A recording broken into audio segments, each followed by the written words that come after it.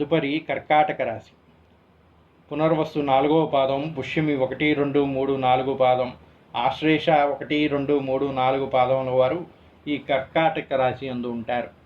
వీరికి ఆదాయం 8, వ్యయం 2, రాజపూజ్యం 7, అవమానం 3. ఈ రాశి వారికి మే నెల నుంచి గురుడు వృషభ రాశి యందు, అనంతరం మిథున రాశి యందు, తదనంతరం కర్కాటక రాశి యందు ఉండును.